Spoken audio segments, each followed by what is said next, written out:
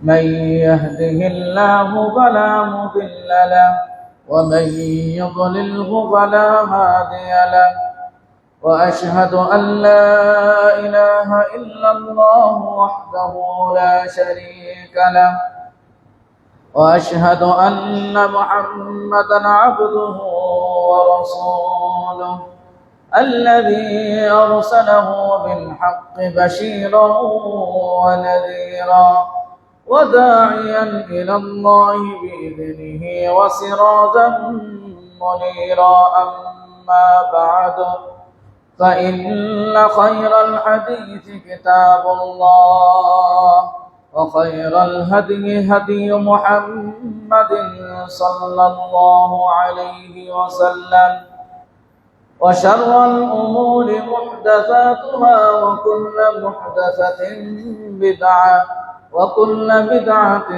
ضلالة وكل ضلالة في النار. فقد قال الله تعالى في كلامه المجيد وفرقانه الحميد: أعوذ بالله من الشيطان الرجيم.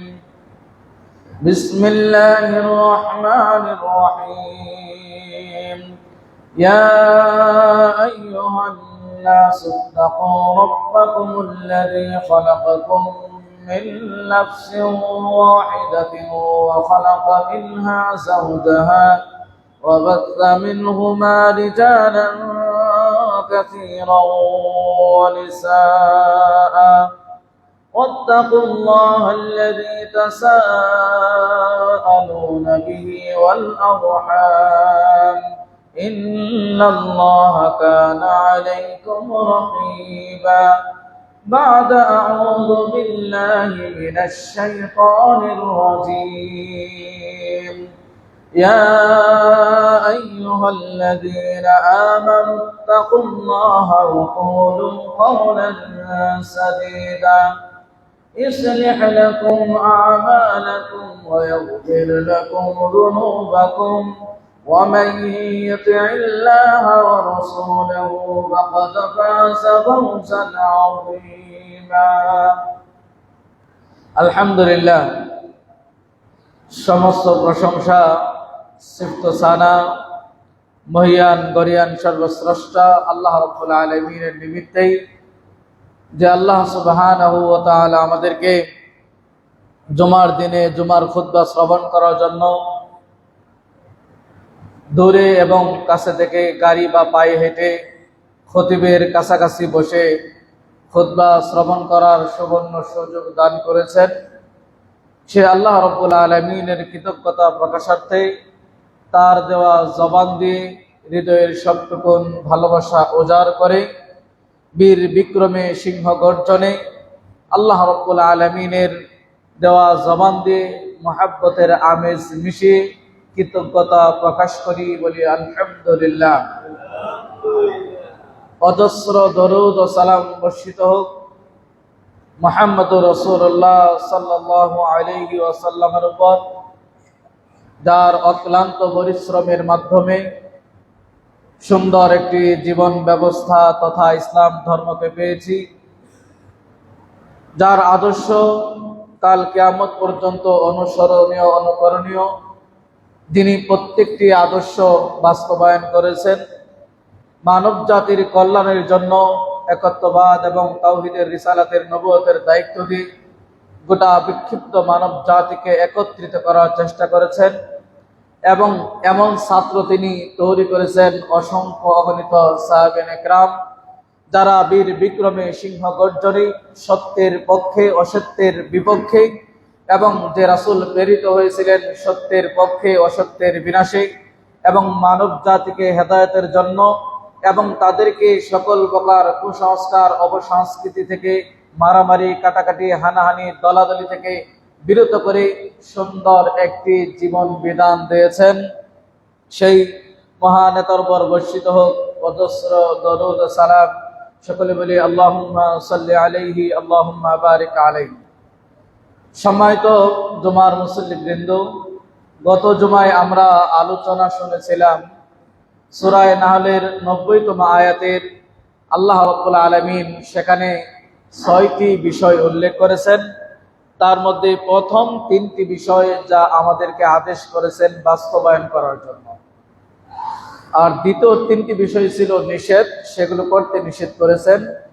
প্রথম 3টি বিষয় যেগুলো আমাদেরকে আদেশ দিয়েছেন বাস্তবায়ন করার জন্য, গোটা সমাজকে স্থিতিশীল রাখার জন্য, মানব জাতিকে স্থিতিশীল রাখার জন্য এবং পরিবার পরিজন রাষ্ট্রকে সুন্দর শৃঙ্খলাবদ্ধ করার জন্য, মানব জাতির জনজীবনকে সুশৃঙ্খল করার জন্য, সেই বিষয়ের প্রথম বিষয়ে আমরা গত জুমায় আলোচনা শুনেছিলাম।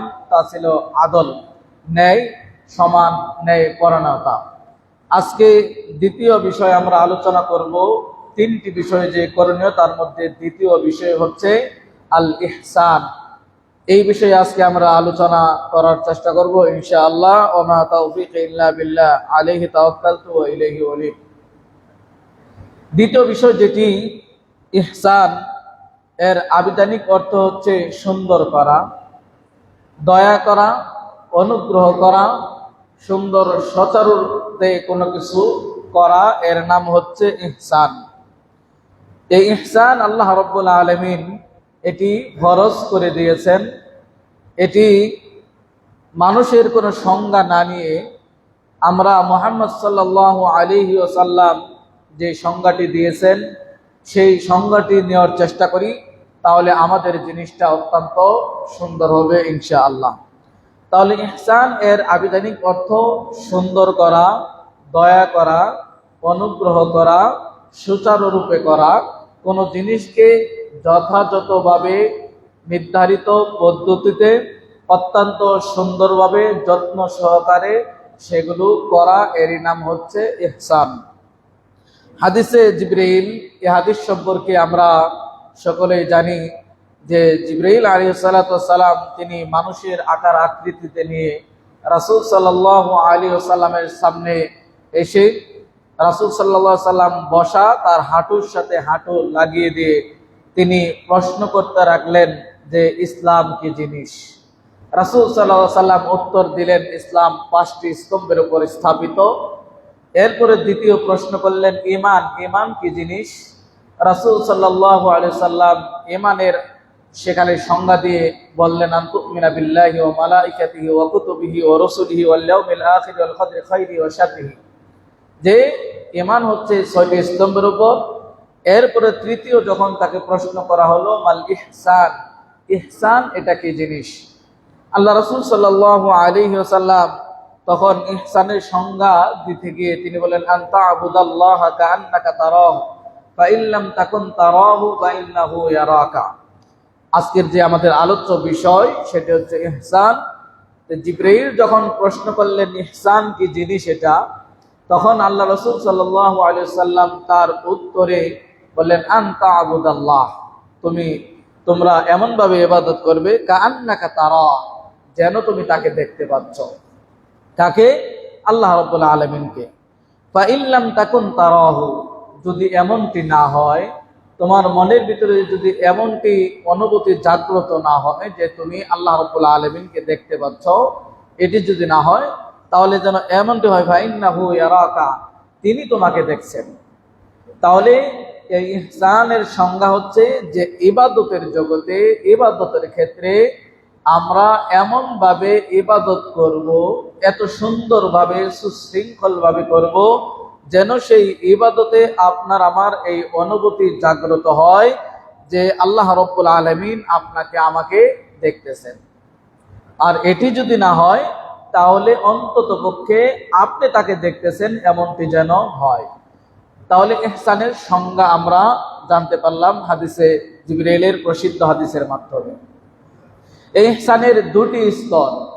একটি স্তর হচ্ছে প্রথম, সেটি হচ্ছে যে আপনাকে এমন ভাবে ইবাদত করতে হবে যেন আপনি আল্লাহ রাব্বুল আলামিনকে দেখতেছেন। কেন এই স্তর?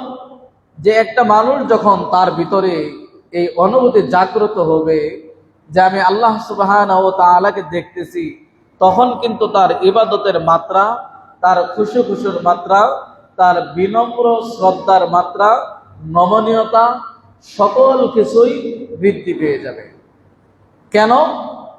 একজন রাষ্ট্রপ্রধান, শুধু দেশের একটা রাষ্ট্রের যিনি প্রধান থাকেন, একটা দেশের যিনি প্রধান, হঠাৎ করে আপনার সামনে যদি সে এসে যায়, তখন কিন্তু আপনি এটাকে আপনার ভিতরে একটা অন্যরকম অনুভূতি জাগ্রত হয় যে প্রধানমন্ত্রী, দেশের প্রধান আমার নিকটে আসছে। এটা আলাদা একটা আনন্দ এবং তার প্রতি একটা বিনম্র শ্রদ্ধা জাগ্রত হয়। তাহলে গোটা পৃথিবীর রাষ্ট্রপ্রধান যিনি, গোটা পৃথিবীর প্রধান যিনি, সে আল্লাহ রাব্বুল আলামিনকে আপনি যদি দেখে ইবাদত করছেন, এমনটি হয়, যদিও ওই পৃথিবীর চর্মচক্ষু দিয়ে আল্লাহ রাব্বুল আলামিনকে দেখা সম্ভব নয়, কিন্তু আপনার অন্তরের ভিতরে এই ধরনের চিন্তা ভাবনা জাগ্রত হতে হবে, এই ধরনের অনুভূতি থাকতে হবে যে আমি সলাতে দাঁড়িয়েছি, আমি কেন? যে আল্লাহ রাব্বুল আলামিন আমাকে দেখতেছেন, যেন তুমি তাকে দেখছো, যেন তুমি আল্লাহ রাব্বুল আলামিনকে দেখতেছো। এরকম অনুভূতি যদি আমরা সলাতে আনতে পারি, তাহলে সলাতে দাঁড়িয়ে ব্যবসায় কত টাকা লস হয়েছে এটা মনে হওয়ার কোনো সম্ভাবনা আছে? যদি আমি সলাতে দাঁড়িয়ে আল্লাহ রাব্বুল আলামিনকে দেখতে পাচ্ছি, তার সামনে আমি দাঁড়িয়েছি, এই অনুভূতি যদি আমাদের জাগ্রত হয়, তাহলে বাড়িতে কোথায় কি হচ্ছে এটা মনে হওয়ার কোনো সম্ভাবনা নেই। যদি সলাতে দাঁড়িয়ে এই অনুভূতি আমরা আনতে পারি যে আমি আল্লাহ রাব্বুল আলামিনকে দেখতেছি, তার সামনে আমি দণ্ডায়মান হয়েছি, তাকে খুশি করার জন্য দাঁড়িয়েছি, তাহলে সলাতে এত কিছু দুনিয়াবি কোনো কিছু মনে হওয়ার সম্ভাবনা নেই। আমরা অনেকে প্রশ্ন করি যে সলাতে দাঁড়ালে দুনিয়ার সব কিছু মনে হয়, এর কারণ কি? ওই যে সলাতে আমরা ওই অনুভূতি জাগ্রত করতে পারি নাই, ওই অনুভূতিটা আমরা আনতে পারি নাই যে আমি কার সামনে দাঁড়িয়েছি, আমি কাকে দেখতেছি। যদি এটা আমরা আনতে পারি, তাহলে সলাতে আমাদের দুনিয়াবির কোনো কিছু, বাজার ঘাট, পরিবার পরিজন, ব্যবসা বাণিজ্য, এই ধরনের কোনো কিছুই মনে আসবে না। তাহলে ইহসানের প্রথম স্তর হচ্ছে যে সলাতে, ইবাদতে, সিয়ামে, কিয়ামে, হজে, ইবাদতের জগতে যা আছে আপনি এমনভাবে সুন্দরভাবে সচারুভাবে ইবাদত করবেন যেন আপনি আল্লাহ রাব্বুল আলামিনকে দেখতেছেন। যদি এই অনুভূতি আমি আনতে পারি, তাহলে আমাদের প্রত্যেকটা ইবাদত সুন্দর হবে। আর প্রত্যেকটা ইবাদতের মূল হচ্ছে এটি যে আপনার ভিতরে এই অনুভূতি জাগ্রত থাকতে হবে। এই প্রথম স্তর আমরা আমাদের কয়জনের ভিতরে আছে? যখন আপনি সিয়াম পালন করেন, আপনার ভিতরে কি এই অনুভূতি জাগে যে আমি আল্লাহকে দেখে ভয় করেই এই সিয়াম পালন করছি? আপনি যখন কোনো দান সদকা করেন, তখন আপনার ভিতরে কি এই অনুভূতি কাজ করে? ইহসানের প্রথম স্তর যেটি, যে আমি যে দান সদকা করছি, আমি আল্লাহ রাব্বুল আলামিনকে যেন দেখেই দান সদকা করছি, তার জন্যই দান সদকা করছি, তার সন্তুষ্টির জন্যই দান সদকা করছি। আপনি হজ পালন করছেন, আপনার ভিতরে কি এই ইহসানের প্রথম স্তর, এই অনুভূতি কখনো জাগ্রত হয় যে আমি হজ করছি আল্লাহ রাব্বুল আলামিনকে যেন দেখতে পাচ্ছি, তাকে রাজি খুশি করার জন্যই? তাহলে আপনার হজটা হবে সুন্দর, আপনার হজের বিধিবিধানগুলো হবে সুন্দর।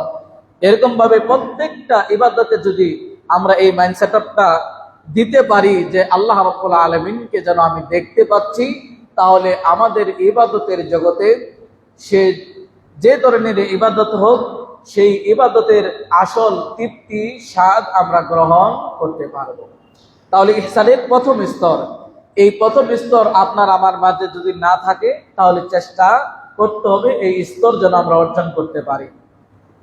ইহসানের দ্বিতীয় স্তর সেটি হচ্ছে বা ইল্লাম তাকুন তারাহু, যদি এমনটি না হয় যে আপনার ভিতরে এই অনুভূতি জাগ্রত হয়নি যে আপনি আল্লাহকে দেখতে পাচ্ছেন, তাহলে এমনটি যেন হয় দ্বিতীয় স্তর, বা ইন্নাহু ইয়ারাক, তিনি আপনাকে দেখতেছেন, যে আল্লাহ রাব্বুল আলামিন যেন আপনাকে দেখতেছেন। তাহলে প্রথম স্তর যদি না হয়, অন্তত পক্ষে ইবাদতের জগতে আপনাকে দ্বিতীয় স্তর রাখতে হবে যে তিনি আপনাকে দেখতেছেন। যেমন একটা ছোট্ট উদাহরণ দিলেই বুঝতে পারবেন সহজে, যে সমস্ত জায়গায় সিসি ক্যামেরা লাগানো থাকে, লেখা থাকে অত্র এলাকাটি সিসি ক্যামেরা দ্বারা নিয়ন্ত্রিত, সেই এলাকায় চোর ডাকাত যাদের ভিতরে মনে দুষ্কৃতি এই ধরনের সম্ভাবনা রয়েছে, কোনো প্রকারের দুষ্টামি করার সম্ভাবনা রয়েছে, তখন কিন্তু ওই সিসি ক্যামেরা দেখে সে কি হয়ে যায়, নিজের শরীরের অঙ্গ প্রত্যঙ্গের ভাব এবং চোরের একটা ভাব থাকে চুরি করা, ডাকাতের একটা মনোভাব থাকে ডাকাতি করার, বিশৃঙ্খলাকারীদের একটা মনোভাব থাকে বিশৃঙ্খলা করার, তখন ক্যামেরার সামনে কিন্তু সবাই সোজা হয়ে যায় যে এখানে করা যাবে না, এবং কি চেহারাটা পর্যন্ত ডেকে রাখে, কারণ ওই ফুটেজ দিয়ে আবার বের করা যাবে, সেজন্য চেহারাটা পর্যন্ত ডেকে রাখে। যদি দুনিয়ার একটি সিসিটিভি ক্যামেরার মাধ্যমে আপনি এতটা ভয় পান, নিজের চেহারাকে ডেকে রাখেন এবং কোনো কিছু করার সিদ্ধান্ত চেঞ্জ করে ফেলেন, পাল্টিয়ে ফেলেন যে এখানে সিসি ক্যামেরা আছে, সবকিছু নিজের গতিতে করা যাবে না, তাহলে আল্লাহ রাব্বুল আলামিন সার্বক্ষণিক যে আপনার আমাকে সিসিটিভি দ্বারা নিয়ন্ত্রণ করছেন, ডান এবং বামে উভয় কাঁধে ফেরেশতাদের মাধ্যমে আপনি আমি যা বলছি সব কিছু রেকর্ডিং হচ্ছে, লিখিত হচ্ছে, ভিডিও হচ্ছে, অডিও হচ্ছে, তাহলে এই অনুভূতি আপনার আমার ভিতরে কেন জাগে না? দুনিয়ার সিসিটিভি ক্যামেরা দেখে এত ভয় হয়, এত আমরা শান্ত হয়ে যাই, সতর্ক হয়ে যাই, তাহলে যে আল্লাহ রাব্বুল আলামিন যেখানে বিদ্যুতের প্রয়োজন নেই, ওয়াইফাইয়ের প্রয়োজন নেই, ইন্টারনেটের প্রয়োজন নেই, হ্যাং হওয়ার কোনো সম্ভাবনা নেই, চুরি হয়ে যাওয়ার কোনো সম্ভাবনা নেই, এবং পাল্টিয়ে দেওয়ার কোনো সম্ভাবনা নেই, বিকৃত করার কোনো সম্ভাবনা নেই, যা হুবহুব আপনি যাই করছেন সবই রেকর্ডিং, অডিও, ভিডিও সব কিছু লিপিবদ্ধ পণ্ডলিপি হিসাবে, তাহলে সেই সিসিটিভি ক্যামেরা থেকে আমাদের আরো বেশি ভয় পাওয়ার দরকার ছিল। তাহলে ইহসানের দ্বিতীয় স্তর হচ্ছে যে তিনি আপনাকে দেখতেছেন। তাহলে ইবাদতের জগতে প্রথম স্তর আপনি আল্লাহ রাব্বুল আলামিনকে দেখতেছেন, ইহসানের এটা প্রথম স্তর। দ্বিতীয় স্তর হচ্ছে এটি যদি অর্জন করতে না পারি তাহলে আমাদের উচিত হবে যে তিনি আপনাকে দেখতেছেন, আল্লাহ রাব্বুল আলামিন আপনাকে দেখতেছেন। এই অনুভূতি, এই দুটির কোনো একটি আমরা চেষ্টা করব প্রথম স্তর, এটি না হলে অন্তত পক্ষে দ্বিতীয় স্তর, এই দুটির কোনোটি যদি থাকে তাহলে অবশ্যই আমাদের ইবাদত গুলো সুন্দর হবে, আমাদের মুআমালাত গুলো সুন্দর হবে, আমাদের আচার আচরণ গুলো সুন্দর হবে। কারণ ইহসান একটি ব্যাপক অর্থ বলেছি, নম্র ব্যবহার, সুন্দর ব্যবহার, সুন্দর করা, শৃঙ্খলাবদ্ধ করা, এরই নাম হচ্ছে ইহসান। আরেকটি অর্থ হচ্ছে দয়া করা। তো ইহসান যেহেতু ব্যাপক অর্থে ব্যবহৃত হয়, সেই ব্যাপক অর্থের দিকেই লক্ষ্য করে আমরা আজকের আলোচনা শোনার এবং সাজানোর চেষ্টা করেছি। তার মাধ্যমে আমরা জানতে পারলাম যে ইহসানের রুকুন, স্তর এবং ইসলাম, ইহসান এটি হচ্ছে ইসলামের ভিতরে অন্যতম একটি রুকুন, মূল নীতি, এটি আপনাকে আমাকে অবশ্যই রাখতে হবে। এবং আল্লাহ সুবহানাহু ওয়া তাআলা প্রত্যেকটা বস্তুর উপর এই ইহসান করা, দয়া করা, সুন্দর করা, নম্র আচরণ করা, ভালো ব্যবহার করা, এটি আল্লাহ রাব্বুল আলামিন ফরজ করে দিয়েছেন। ইন্নাল্লাহা কাতাবাল ইহসানা আলা কুল্লি শাইইন, মুসলিমের বর্ণনায় যে নিশ্চয়ই আল্লাহ সুবহানাহু ওয়া তাআলা প্রত্যেকটা বস্তুর উপর দয়া করা, অনুগ্রহ করা, সুন্দর ব্যবহার করা, নম্র ব্যবহার করা, তার সাথে উত্তম আচরণ করা, এটি কি করে দিয়েছেন? ফরজ করে দিয়েছেন। অতএব এই বিষয়টি হালকাভাবে নেওয়ার কোনো সুযোগ নেই। মানুষের সাথে উত্তম ব্যবহার করতে হবে, মানুষের সাথে নম্র ব্যবহার করতে হবে, মানুষের সাথে ভদ্রতা বজায় রেখে আপনাকে কথা বলতে হবে, মানুষের সাথে সবচাইতে উত্তম আচরণটাই আপনাকে বিলিয়ে দিতে হবে। এটি আল্লাহ সুবহানাহু ওয়া তাআলা প্রত্যেকটি বস্তুর উপর ফরজ করে দিয়েছেন। এবার প্রশ্ন, আপনার ভিতরে সেই নম্রতা, ভদ্রতা, দয়া, অনুগ্রহ, অনুকম্পা, এই বস্তুগুলো কি বিদ্যমান? যদি না থাকে তাহলে আপনি ফরজ একটি বিধান লঙ্ঘন করছেন। আপনার ভিতরে যদি নম্রতা, দয়া, অনুগ্রহ মনোভাব না থাকে, শৃঙ্খলাবদ্ধের মনোভাব যদি না থাকে, এর বিপরীতে যদি উগ্রতা থাকে, রূঢ় আচরণ থাকে, তাহলে বুঝতে হবে ইহসানের যে মূল বিষয়, দয়া করা, অনুগ্রহ করা, সুন্দর করা, এটি আপনার মাঝে নেই। আর এই বিষয়টি হচ্ছে ফরজ একটি বিষয়। ফরজ, সালাত যেরকম ফরজ, সিয়াম যেরকম ফরজ, হজ যেরকম ফরজ, যাকাত যেরকম ফরজ, সত্য কথা বলা যেরকম ফরজ, সব যেরকম ফরজের মান, এই অনুরূপভাবে দয়া করা, অনুগ্রহ করা প্রত্যেকটা বস্তুর সাথে এটাও অনুরূপভাবে ফরজ একটি বিধান। আসুন সকল মুমিনের প্রতি দয়া করা, যেহেতু ইহসানের অর্থ আমরা বলেছি দয়া করা, অনুগ্রহ করা, নম্র আচরণ করা, উত্তম আখলাক সৃষ্টি করা, তারপরে সুন্দর করা, সকল কিছুর অর্থের দিকে লক্ষ্য করে সকল মুমিনের সাথে আপনার কি করতে হবে? দয়া করতে হবে, যেটি আল্লাহ সুবহানাহু ওয়া তাআলা সূরা হিজরের ৮৮ নম্বর আয়াতে বলছেন, অখফিদ জানাহাকা লিল মুমিনিন, তুমি তোমার দয়ার বাহুকে অবনত করো, কার জন্য? লিল মুমিনিন, সমস্ত মুমিনদের জন্য। তাহলে প্রত্যেকটা বস্তুর উপর আল্লাহ রাব্বুল আলামিন দয়া অনুগ্রহ করা ফরজ করে দিয়েছেন। তার মধ্যে মুমিনদেরকে আল্লাহ রাব্বুল আলামিন অখফিদ জানাহাকা, তুমি তোমার দয়ার বাহুকে অবনত করো, অনুগ্রহ করো, লিল মুমিনিন, কাদের জন্য? মুমিনদের জন্য। তাহলে বুঝতে হবে যে আপনি মুমিনদের সাথে যেনতেন আচরণ করলে হবে না। যারা মুসলিম মুমিন হবে তাদের সাথে আপনাকে নম্র ব্যবহার করতে হবে, তাদের সাথে উত্তম ব্যবহার করতে হবে, তাদের সাথে দয়া করতে হবে। এটি আল্লাহ রাব্বুল আলামিন বিধান দিয়েছেন। প্রতিটি জুমার খুতবায় শেষে এই আয়াতগুলো প্রত্যেকটা মসজিদের খতিবগণ পাঠ করে, ইন্নাল্লাহা ইয়া'মুরু বিল আদলি ওয়াল ইহসান ওয়া ইতা'i যিল কুরবা ওয়া ইয়ানহা আনিল ফাহশাই ওয়াল মুনকারি ওয়াল বাগয়। এই আয়াত বললেই মুসল্লিরাও বুঝতে পারে খতিব তার খুতবা ইতি টানছেন, খতিব এক্ষুনি তার খুতবা শেষ করবেন। এই আয়াতগুলো প্রতিটি জুমায় আমরা পাঠ করি, কিন্তু আয়াতের অর্থগুলো এবং আল্লাহ তিনটি যে আদেশ দিয়েছেন করার জন্য, আদল এবং দ্বিতীয় নম্বর আজকের যেটি আলোচ্য বিষয় ইহসান, এইগুলো আমরা কেন খতিব প্রতিটি জুমায় এই আয়াতগুলো পাঠ করে একবার কি চিন্তা করেছেন?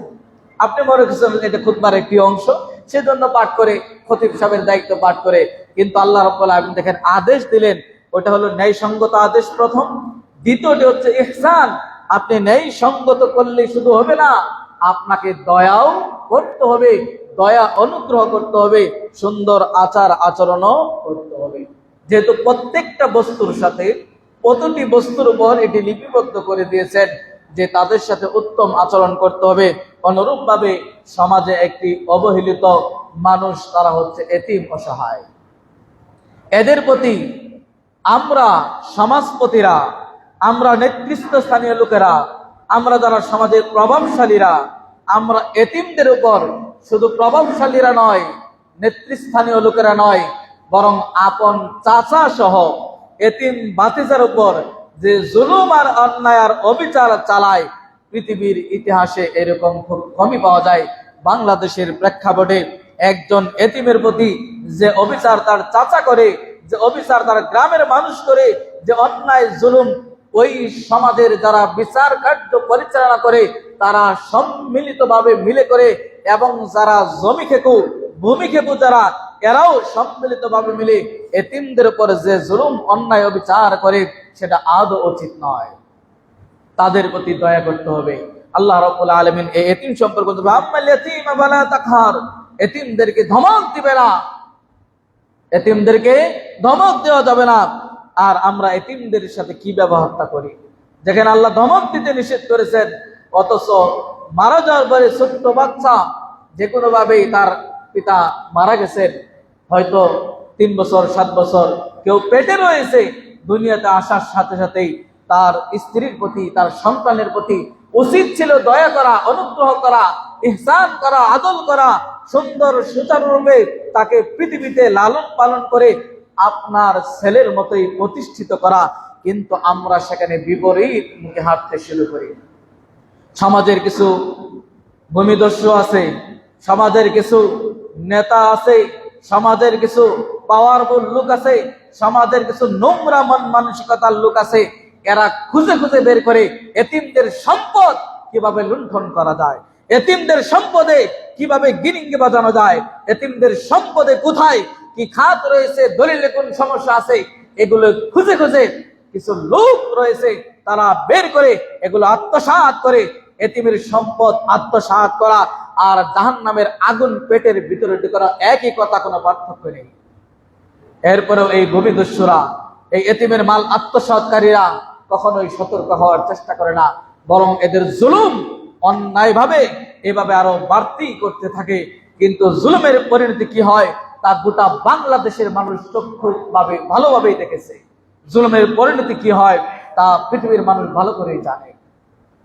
শুধু তাই নয়, আল্লাহ রাসূল সাল্লাল্লাহু আলাইহি ওয়াসাল্লাম এই এতিম সম্পর্কে যে সুসংবাদ দিয়েছেন, জানা ওয়াকাফিরুল ইয়াতীম ফিল জান্নাতি হাকাদা, আল্লাহ রাসূল সাল্লাল্লাহু আলাইহি ওয়াসাল্লাম বললেন, এতিমের রক্ষণাবেক্ষণের দায়িত্বে যারা থাকবে তাদের সাথে যত সুন্দর ব্যবহার করবে, এক কথায় কেয়ারটেকার যিনি হবেন, যিনি রক্ষণাবেক্ষণের দায়িত্ব গ্রহণ করে এতিমকে সুন্দরভাবে লালন পালন করবেন, ওই ব্যক্তির জন্য আল্লাহ রাসূল সুসংবাদ দিয়েছেন যে আমি আর ওই ব্যক্তি জান্নাতে এরকম পাশাপাশি থাকবো। এই দুটি আঙ্গুলকে আল্লাহ রাসূল সাল্লাল্লাহু আলাইহি ওয়াসাল্লাম ইশারা করে দেখিয়েছেন।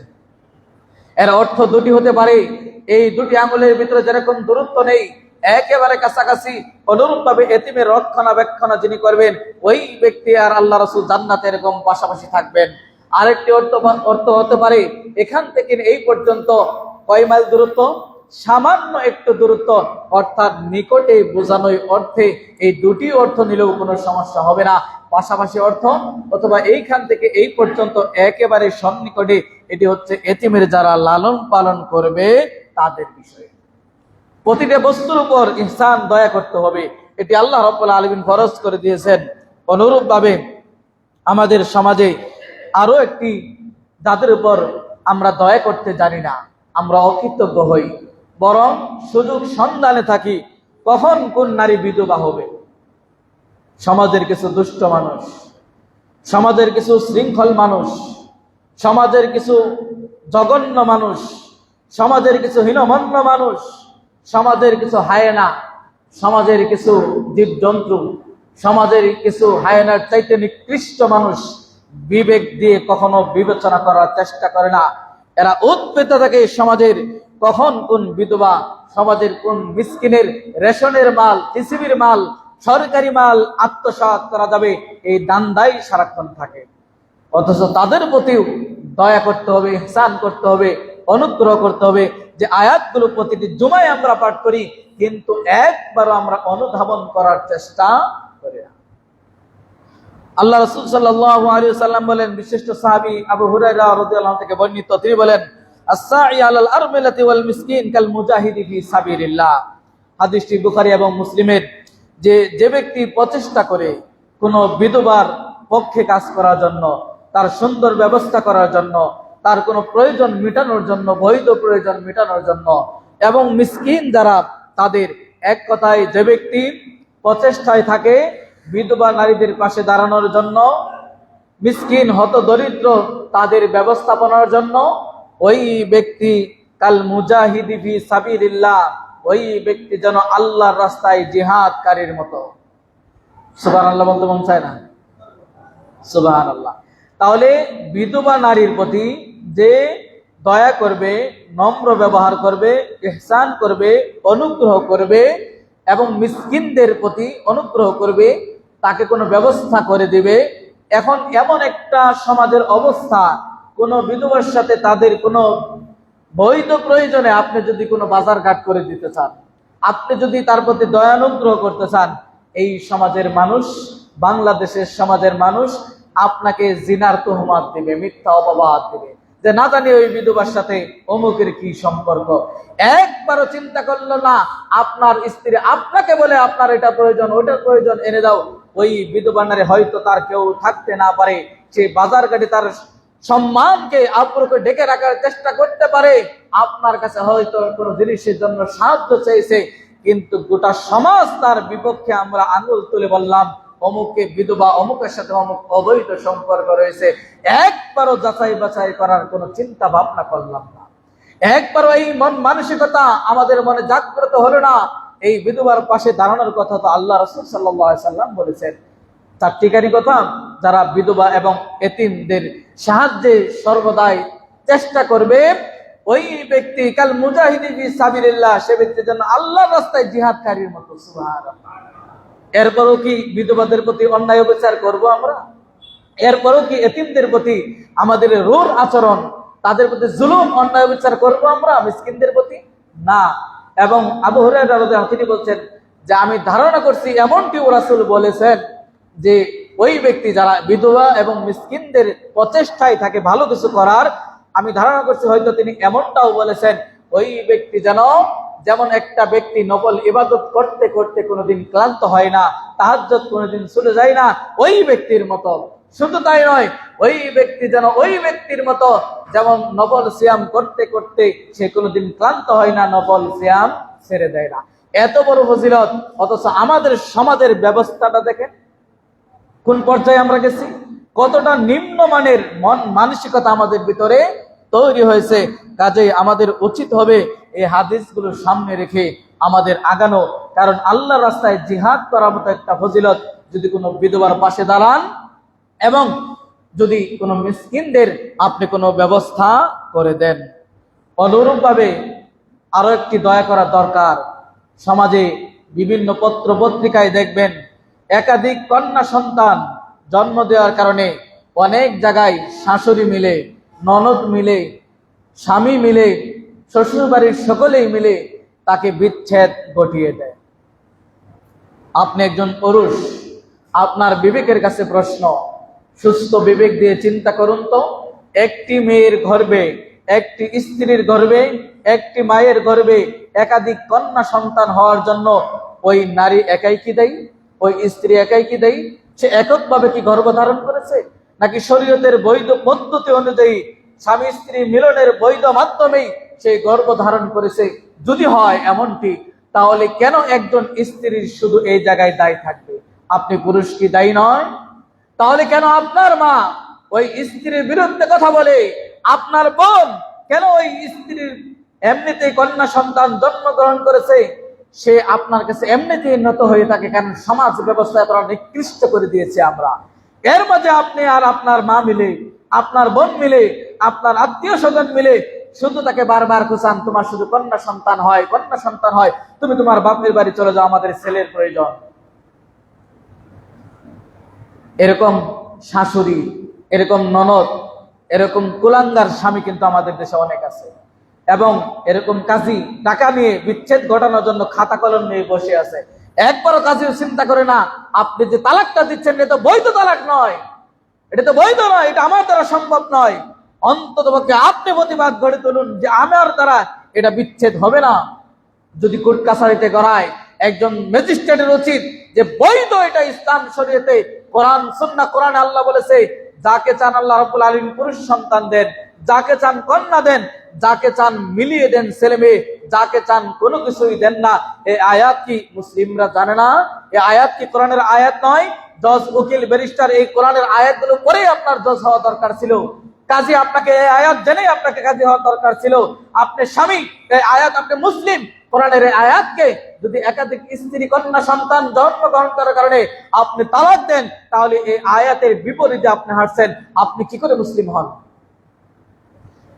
তাহলে একাধিক কন্যা সন্তান জন্মগ্রহণ করার কারণে কোন স্ত্রীর প্রতি আমরা অবিচার করতে পারি না, কোন সমাজ ব্যবস্থা এটা থাকতে পারে না, এটা কোনো ব্যক্তি তার পক্ষপাতিত্ব করতে পারে না। আজকে আমরা অন্যায়ের পথে আমরা হুঙ্কার ছাড়তে জানি না, নেই সঙ্গত কথা বলতে জানি না, বুবার মতো থাকি দেখে আজকে আমাদের সমাজে এতটা বিশৃঙ্খলা। আর দয়া উঠে গেছে, নম্রতা উঠে গেছে, ভদ্রতা উঠে গেছে, অনুগ্রহ উঠে গেছে, কিন্তু আমরা সেগুলোর দিকে একবারও দৃষ্টিপাত করি না। আল্লাহ রাসূল কি সুসংবাদ দিয়েছেন জানো? আয়েশা সিদ্দিকা রাদিয়াল্লাহু আনহা তিনি বলছেন, আমার নিকটে একজন মহিলা আসলো দুটি কন্যা সন্তান নিয়ে, আমার কাছে কোনো কিছু চাইলো, একটি খেজুর ছিল মাত্র, আমি তাকে খেজুরটি দিয়ে দিলাম।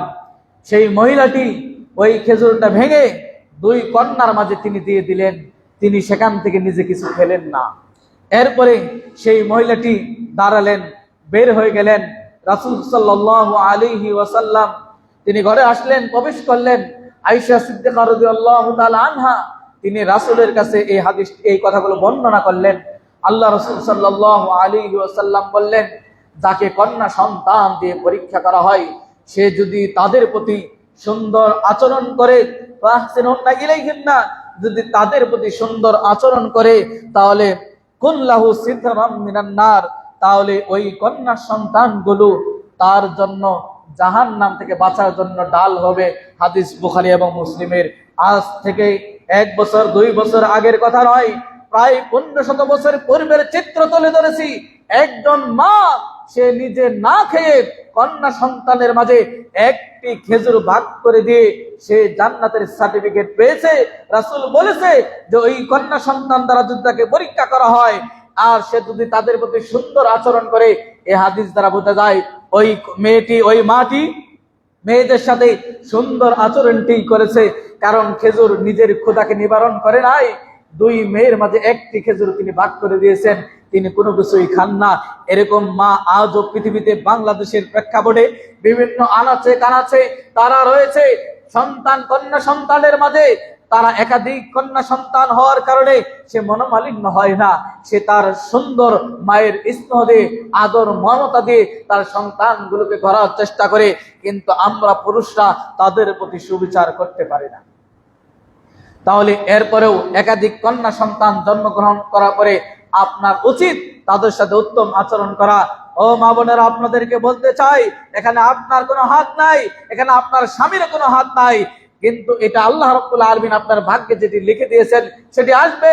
পৃথিবীর কোনো মানুষ সেটা পরিবর্তন করতে পারবে না।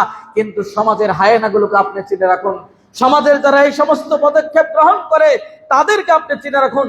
এরা মানুষরূপী জানোয়ার, এরা আল্লাহর বিধানকে মানতে জানে না, এরা আপনার প্রতি দয়া করতে জানে না। আপনি ধৈর্য ধারণ করুন।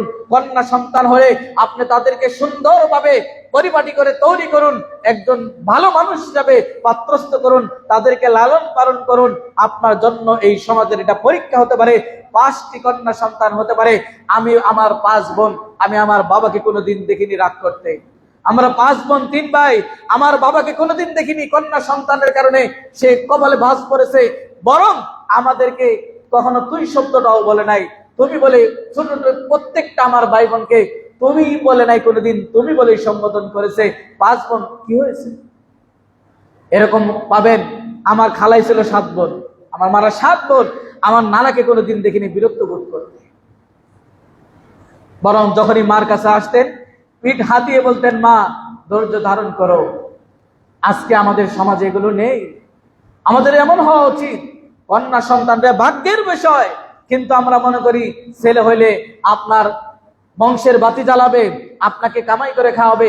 আরে কত ছেলে বাবাকে ঠেক দিয়ে জমি দলিল করে নেয়, কত ছেলে বাবাকে হত্যা করে, কত ছেলে পর পুরুষের সাথে এবং অন্যায় অশ্লীলতার সাথে, মাদকতার সাথে জড়িত থেকে আপনার মুখে চুনকালি মাখিয়েছে কত ছেলেরা। এরপর আপনার ছেলের খায়েশ মিটে না। কত মেয়ে আপনার ভদ্রতা বজায় রেখেছে, তারা রাস্তাঘাটে ছেলেদের মতো চলাফেরা করে না, তাদের ভয় থাকে রাস্তায় বের হলে হায়েনারা আক্রমণ করতে পারে, ইফটিজিং করতে পারে। নিজেকে সে সচারুভাবে সুন্দরভাবে ঘরের ভিতরে বেশি রাখার চেষ্টা করে, যার কারণে মেয়েদের কারণে কলঙ্কিত অনেক সময় আপনি কম হতে পারেন ছেলেদের তুলনায়। ছেলে হলেই হাসি খুশি হওয়ার কোনো কারণ নেই, বরং অনেক সময় লাঞ্ছিত, বঞ্চিত, জুলুম, অপমানের কারণ হয় আপনার ছেলে। এরকম অনেক দেখবেন। যে কথাটি আপনাদের বলতে চাচ্ছি, দয়া এবং অনুগ্রহ এটা প্রত্যেকটা মানুষের প্রতি আমাদের করা দরকার। এবং বিশেষ করে যারা কন্যা সন্তান জন্মগ্রহণ করে এদের জন্য এটা পরীক্ষা, কিন্তু সেই পরীক্ষায় উত্তীর্ণ তারাই হবে যারা তাদের প্রতি সুন্দর আচরণ করবে। আর এটা এর চাইতে দামি কথা আর কি হতে পারে? যদি উত্তম ভাবে এই কন্যা সন্তানটিকে লালন পালন করেন এবং তাদের প্রতি সুন্দর আচরণ করেন, তাহলে জাহান্নামের ডাল হবে। এর চাইতে বড় নিয়ামত, এর চাইতে সুসংবাদ কি হতে পারে? এরপরও কন্যা সন্তান হলে আপনার কপালে বাস করে, তার মানে আপনি জাহান্নামটাই পছন্দ করে মনে হয়। মানে আপনি জান্নাত আর জাহান্নামে আপনার কিছু আসে তাই না। যদি আসতো তাহলে আপনি খুশি হতেন, বলতেন আমার কন্যা সন্তান হয়েছে, আলহামদুলিল্লাহ, আমি জান্নাতে যাওয়ার পথ সুগম করছি, জাহান্নামের ডাল হয়েছে আমার একটা। 2টা হলে আপনি বলবেন জাহান্নামের 2টো ডাল হয়েছে, 3টা হলে বলবেন আমার জাহান্নামের 3টা ডাল হয়েছে, আমার ডাল হয়েছে জাহান্নাম থেকে বাঁচার। এরকম মানসিকতা নাই। কারণ এই হাদিসগুলোই আপনারা আমরা জানি না অনেকে। কারণ ইসলাম নিয়ে চর্চা নেই, হাদিস নিয়ে চর্চা নেই, কোরআন নিয়ে চর্চা নেই, শুধু চর্চা আছে দুনিয়াবি নিয়ে। আসুন অনুরূপ ভাবে আল্লাহ সুবহানাহু ওয়া তাআলা এই ইহসানের কথা কোরআনে আল্লাহ রাব্বুল আলামিন অনেক জায়গায় উল্লেখ করেছেন। তার মধ্যে পৃথিবীর শ্রেষ্ঠ নিয়ামত, পৃথিবীর শ্রেষ্ঠ সম্পদ, পৃথিবীর শ্রেষ্ঠ ভালোবাসা, পৃথিবীর নিঃস্বার্থ ভালোবাসা, পৃথিবীর যেখানে মানুষের সবকিছু বন্ধ হয়ে যায় সেখান থেকে আবার ভালোবাসা শুরু হয়, তেমন একটি জায়গায় আল্লাহ রাব্বুল আলামিন এই ইহসানের কথা বলেছেন। আজকে বর্তমান প্রেক্ষাপটে সবচাইতে অবহেলিত, সবচাইতে নির্যাতিত, সবচাইতে সস্তা বস্তু আমরা বানিয়েছি আমাদের পিতামাতাগুলো। এটা অনেক জায়গায় দেখবেন স্ত্রীদের ভালোবাসায় মোহে, শ্বশুর বাড়ির ভালোবাসায় মোহে এমন দুর্ব্যবহার করি আমরা আমাদের পিতামাতার প্রতি, তা পৃথিবীর কোন ইতিহাসে যেন লিপিবদ্ধ না হয়।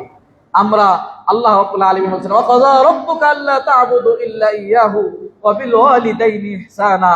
তোমরা তোমার পিতামাতার সাথে কি করবে? ইহসান করবে, দয়া করবে, অনুগ্রহ করবে। এবং ওয়াখফিদ লাহুমা জানাহা যুল্লি মিনার রাহমা ওয়া কুর রাব্বিরহামহুমা কামা রাব্বায়ানি সগীরা। দয়ার বাহুকে অবনত করতে বলেছেন, আর আপনি এই বাহু দিয়ে তাকে মাথায় পিস্তল থেকে এই দয়ার বাহুকে অবনত করতে বলেছেন পিতামাতার জন্য, অথচ ওই বাহু দিয়ে আমরা আঘাত করতে দ্বিধাবোধ করি না।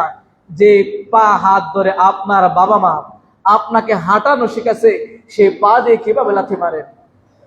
যে হাত দিয়ে আপনাকে লেখা শিখিয়েছে, যে হাত দিয়ে আপনাকে ভালো কাজ শিখিয়েছে, যে হাত দিয়ে বুকে আপনাকে আগলে রেখেছে, যে হাত দিয়ে আপনাকে আদর করেছে, যে মুখ দিয়ে ঠোঁট দিয়ে আপনাকে দয়া অনুগ্রহের চুম্বন দিয়েছে, ভালোবাসার বহির প্রকাশ ঘটিয়েছে ভালোবাসার, সেই হাতে সেই মুখে কিভাবে হাত উঠে আপনার একবারও হাত কাঁপে না?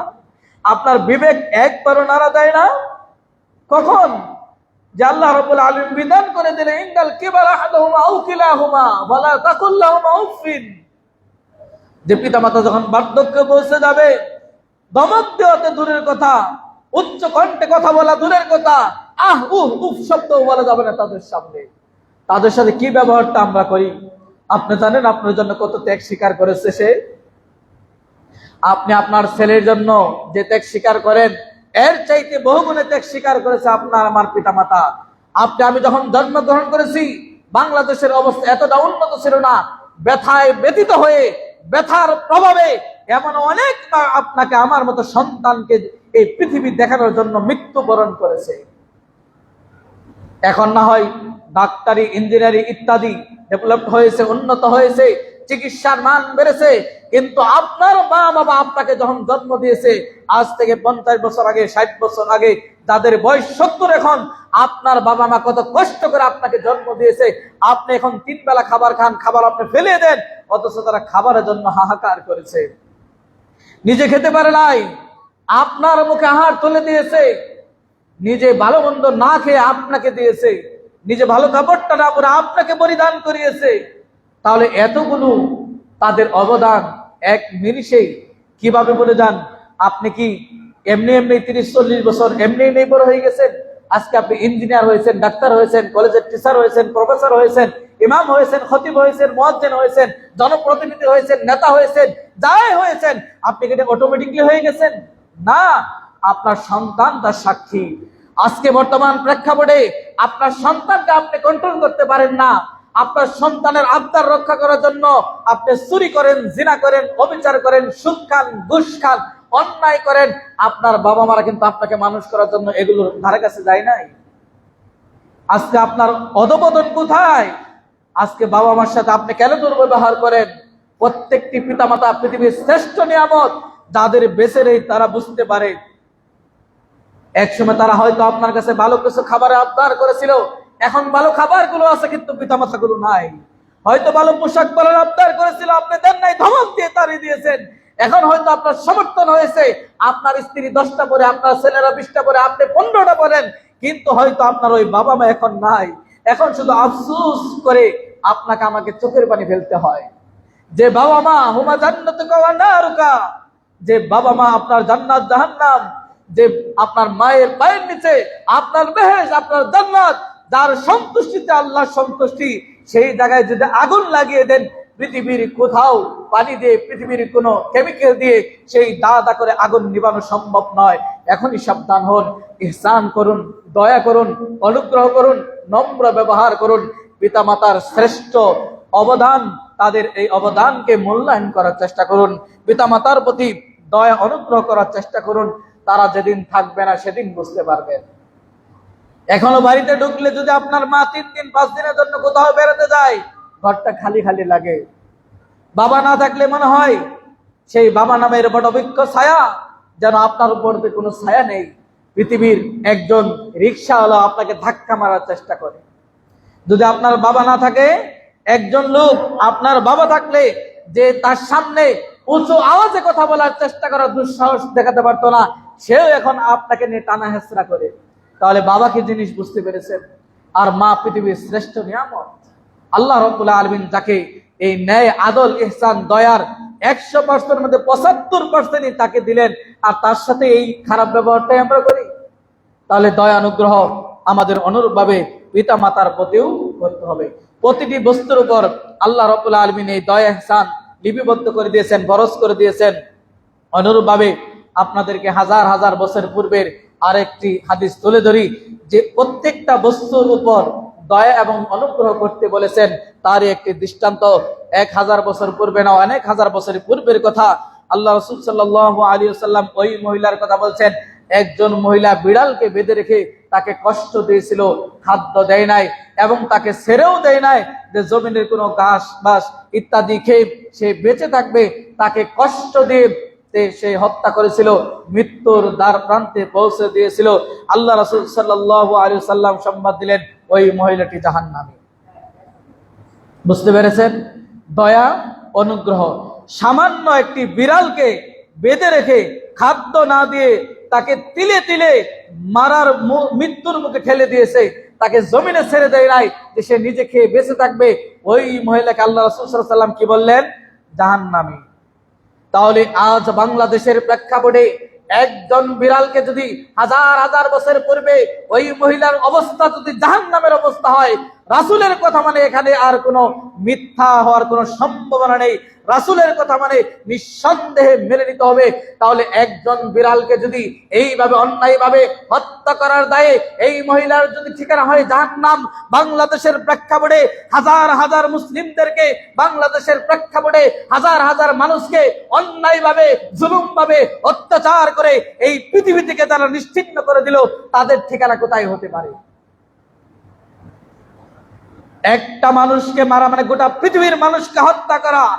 একটা মানুষকে জীবিয়ে বেঁচে রাখা মানে গোটা পৃথিবীর মানুষকে বেঁচে রাখা। ইসলাম এত বড় মানবতার কথা বলেছে। তাহলে একটি বিড়ালের অবস্থায় যদি মহিলার জাহান্নাম হয়ে যায়, যারা শত শত হাজার হাজার মানুষকে গুম করলো, খুন করলো, অন্যায়ভাবে রক্ত ঝরালো, মায়ের বুকগুলো খালি করে দিল, এদের অবস্থা কি হবে? এই হাদিসের আঙ্গিকে আপনি আপনার বিবেক দিয়ে বিচার করে দেখুন।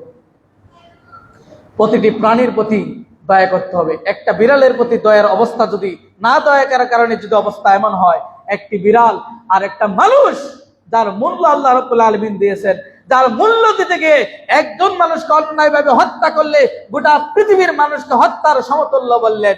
একজন মানুষকে বাঁচিয়ে রাখলে গোটা পৃথিবীর মানুষকে বাঁচিয়ে রাখার সমতুল্য বললেন। তাহলে এইটাকে কিভাবে আপনি মূল্যায়ন করলেন? এর বিপরীতে আরেকটি হাদিস, এটিও আজ থেকে অনেক আগের কথা। আল্লাহ রাসূল সাল্লাল্লাহু আলাইহি ওয়াসাল্লাম ওই মহিলাটির কথা আপনারা জানেন, যে সেই মহিলাটি ছিল খারাপ, ভালো মহিলা ছিল না। সে যখন পাশ দিয়ে যাচ্ছে, ওই মহিলাটি পিপাসার্ত হয়েছিল, সে পানি পান করলো। এরপরে দেখতে পেল একটি কুকুর, সে পানি তৃষ্ণার্তের কারণে সে তার জিহ্বা বের করে যাচ্ছে, সে অনেক তৃষ্ণার্ত হয়েছে। তখন ওই মহিলাটি পায়ের মোজা খুলে পানি পান করালো ওই কুকুরটিকে, এবং সে এটাও বুঝতে পারলো যে ওই কুকুরটি ওইরকম তৃষ্ণায় ধরেছে যেমনটি আমার তৃষ্ণায় ধরেছিল। তা এই কুকুরটিকে পানি পান করালো, এবং সেই কুকুর শুকরিয়া আল্লাহ রাব্বুল আলামিন কৃতজ্ঞতা প্রকাশ করবেন, এবং আল্লাহ রাব্বুল আলামিন কি করলেন? তাকে ক্ষমা করে দিলেন। চিন্তা করা যায়, একজন নোংরা মহিলা, খারাপ মহিলা, একটি কুকুরের প্রতি দয়া করার কারণে, পানি পান করার কারণে ওই মহিলাটি চলে গেল কোথায়? জান্নাতে। আর বিড়ালকে বেঁধে রেখে চলে গেল কোথায়? জাহান্নামে। এই হাদিসগুলোকে আপনারা কোনোদিন শুনেন নাই? তারপরেও তো লাশ কিভাবে বাংলাদেশের প্রেক্ষাপটে পড়ে, তারপরেও কিভাবে অন্যায়ভাবে মায়ের বুকগুলো খালি হয়, তারপরেও কিভাবে অন্যায়ভাবে হত্যা হয়। আপনার মনে হয় জান্নাত জাহান্নাম কোনোটাই প্রয়োজন নেই? একটা তো যাবেন। যে অপরাধগুলো আমরা করি, যে অপরাধগুলো আমাদের বাংলাদেশে হয়, এই অপরাধের ধরন দেখলে গোটা পৃথিবীর ওই আইনের জাহিলিয়াতের চিত্র যেন আবার আমাদের সামনে বেশি ওঠে। মনে হচ্ছে আমরা অন্ধকার জগতে আবার প্রবেশ করেছি। তাহলে একটি কুকুরকে পানি পান করার কারণে, এবং ওই হাদিসে বলা হয়েছে প্রত্যেকটা যাদের কলিজা রয়েছে, প্রাণ রয়েছে, এদের প্রতি যদি দয়া করা হয়, এদের প্রতি দয়া করতে হবে। তাহলে প্রত্যেকটা প্রাণশীল প্রতি, প্রত্যেকটা বস্তুর প্রতি দয়া করতে হবে, অনুগ্রহ করতে হবে। ইরহামু মান ফিল আরদি ইরহামু মান ফিল আরদি ইয়ারহামুকুম ফিস সামা, তোমরা জমিনে যারা আছে তাদের প্রতি দয়া করো, তাহলে আসমানে যিনি আছেন তিনি তোমাদের প্রতি দয়া করবেন। আমরা আজকে দয়া করতে জানি না, নম্র ব্যবহারটা আমরা করতে জানি না, তাদের প্রতি আমরা ভালোবাসা প্রদর্শন করতে জানি না। আসুন সর্বশেষ সূরা নিসার 36 নম্বর আয়াতে আল্লাহ সুবহানাহু ওয়া তাআলা বলেন, ওয়াবুদুল্লাহ ওয়া লা তুশরিকু বিহি শাইআ, যে তোমরা আল্লাহ রাব্বুল আলামিনের ইবাদত করো এবং তার সাথে কাউকে অংশীদার স্থাপন করো না। ওয়াবিল ওয়ালিদাইনি ইহসানা, পিতামাতার প্রতি ইহসান করো, দয়া করো, অনুগ্রহ করো।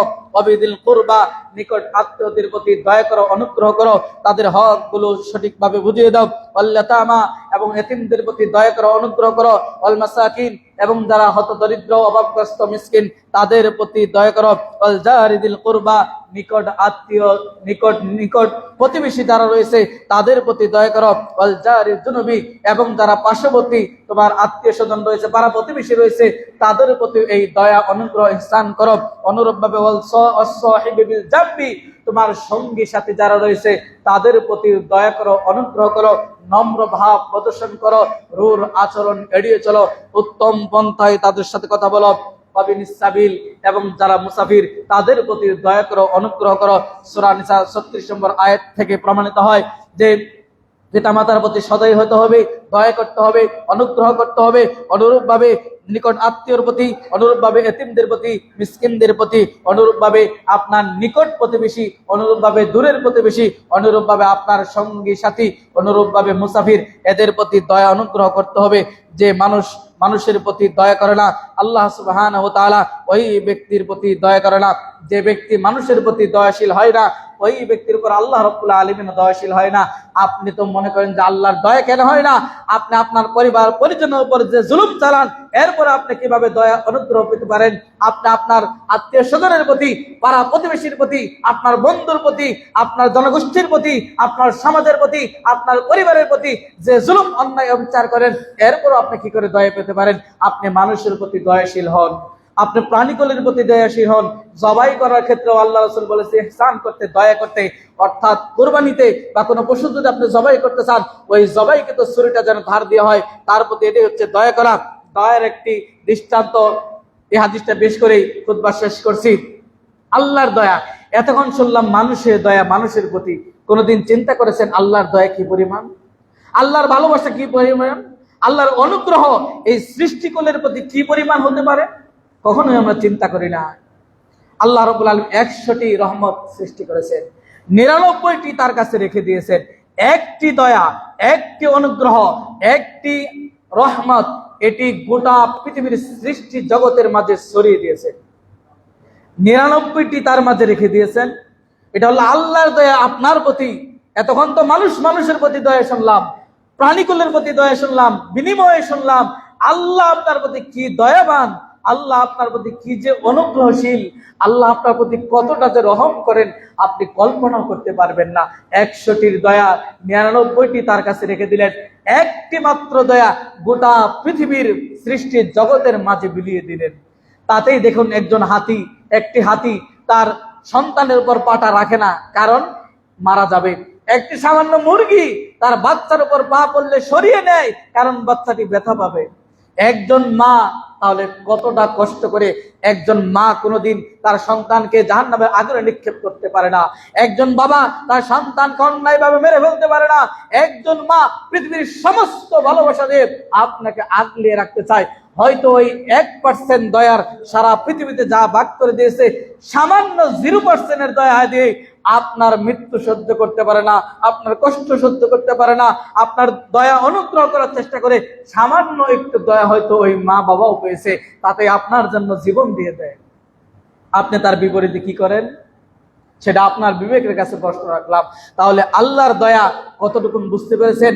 99 রেখে দিয়েছেন, এবং এই 99 দয়া দিয়ে কাল কিয়ামতের ময়দানে বিচার করে দয়া অনুগ্রহ করে তার বান্দাদেরকে ক্ষমা করবেন। তার একটি দৃষ্টান্ত হচ্ছে, একজন ব্যক্তিকে আল্লাহ রাব্বুল আলামিন আড়ালে ডেকে নিয়ে, পর্দার আড়াল নিয়ে তাকে জিজ্ঞাসা করবেন, এই গুনাহ তুমি করেছো কিনা, তার স্বীকৃতি নেবেন। তাহলে দেখুন, তার গুনার স্বীকৃতি গেলে ওই ব্যক্তি চিনতে পারবে, বুঝতে পারবে, হ্যাঁ আল্লাহ আমি এগুলো করেছি। সে ব্যক্তি স্বীকারও করবে। আল্লাহ রাব্বুল আলামিন তার এই গুনাহ যেন অপর কোনো ফেরেশতা, ব্যক্তি, কোনো মানুষ যেন জানতে না পারে, সেই ব্যবস্থা আল্লাহ রাব্বুল আলামিন করে পর্দার আড়ালে ব্যক্তিকে ডেকে নিয়ে বলছে তুমি এই এই অপরাধ করেছো, ওই ব্যক্তি চিনতে পারবে, জানতে পারবে, স্বীকৃতি দেবে, হ্যাঁ হ্যাঁ আমি এই অপরাধগুলো করেছি, আল্লাহ রাব্বুল আলামিন এগুলো ক্ষমা করে দিয়ে তাকে জান্নাত দিবেন। তাহলে আল্লাহর দয়া কি জিনিস, যেন অন্য মানুষ জানতে না পারে যে আপনি এই ভুলগুলি করেছেন, ফেরেশতারা পর্যন্ত যেন জানতে না পারে যে আপনি স্বীকারোক্তি দিচ্ছেন। তাহলে আল্লাহর দয়া কি জিনিস, তাহলে আপনি কেন দয়াশীল হতে পারেন না? ওই আল্লাহর সৃষ্টি বান্দা, আপনি কোন সৃষ্টি জগতের উপর এত জুলুম আর অন্যায় অবিচার অত্যাচার করেন, আপনার এই জুলুম অন্যায় অবিচার কবে থামবে? আপনার এই হত্যা কবে থামবে? এই রক্তপাত কবে থামবে? কবে আমাদের সমাজটা সুশৃঙ্খল হবে? কবে এই দেশটা সুন্দর হবে? কবে এই দয়া দিয়ে অনুগ্রহ দিয়ে এই দেশের মানুষের প্রতি দয়াশীল হতে পারবো আমরা? কবে আমরা একটি সুন্দর বিনির্মাণ রাষ্ট্র কায়েম করতে পারবো? কোন দিন আমরা যে সমাজে রাষ্ট্রে এসে আমরা মুক্ত বাতাসে আমরা নিশ্চিন্তভাবে সুন্দরভাবে আমাদের কথাগুলো বলতে পারবো?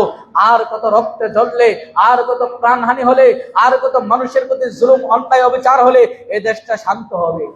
আপনাকে আমাকেই এগিয়ে আসতে হবে দয়া অনুগ্রহ করার জন্য।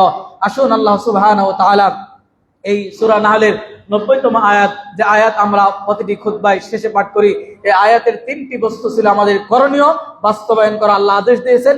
তার মধ্যে একটি হচ্ছে আদল, ন্যায়, ইনসাফ, যেটি গত জুমায় আলোচনা করেছি। আজকে দ্বিতীয় বস্তু ছিল ইহসান, দয়া করা, অনুগ্রহ করা। এটিও আদেশ এবং এটি ফরজ বিধান, প্রত্যেকের উপর আপনাকে দয়া অনুগ্রহ করতে হবে। তৃতীয় বস্তু আগামী জুমায় আমরা আলোচনা করবো ইনশাআল্লাহ। এরপরে আমরা ধারাবাহিকভাবে যাব 3টি নিষিদ্ধ যে আল্লাহ রাব্বুল আলামিন নিষেধ করেছেন করতে, সেগুলো আল্লাহ রাব্বুল আলামিন আমাদের সেই তৌফিক দান করুন, আমিন। আকুলু মা তাসমাউন ওয়া আলাইকুম ওয়া লিসাইরিল মুসলিমিন ফাস্তাগফিরু ইন্নাহু হুয়াল গফুরুর রহিম।